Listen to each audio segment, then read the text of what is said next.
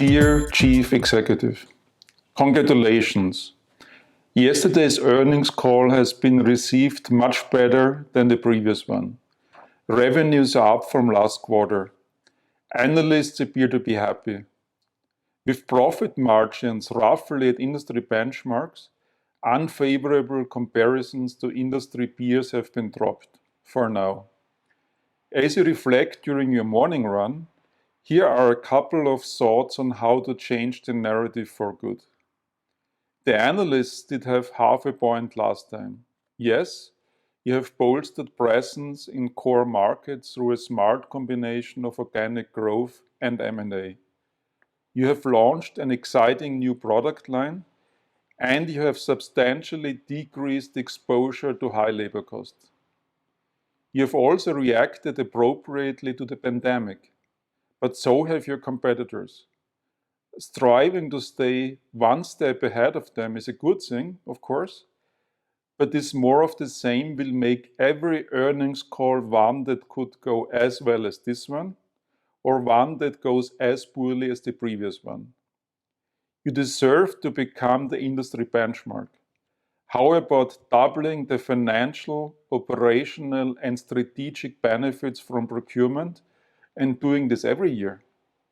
You and your industry peers are consistently overlooking procurement. It controls roughly half of your cost. It largely determines quality. It gates the speed of your operations. It could be a major source of innovation. In this pandemic, it could bring you down with yet unknown risks in your supply chain. It has the potential to fund your journey to industry leadership. It should inform or even shape your strategy. Yet, you treat it like an administrative function that hardly features in your thinking and never gets mentioned in earnings calls. If you took a closer look, you would encounter a transactional culture content with delivering the usual 2 to 4% of annual savings and ensuring continuity of operations. Getting more, a lot more, is possible, but it will take a more enlightened effort than just roughing up your procurement people. Business as usual may even get you less out of procurement. It benefited from globalization like no other function. With politicians around the world busy pulling up drawbridges and bringing critical production back home, globalization is taking a rest. Factor costs are on the rise everywhere, and import duties are in vogue again. The analysts are probably not going to hassle you over shrinking profit margins that are hitting the entire industry. And you will be able to blame adverse macroeconomic trends. But there's a better way that will allow you to break away from the pack. You should embrace procurement.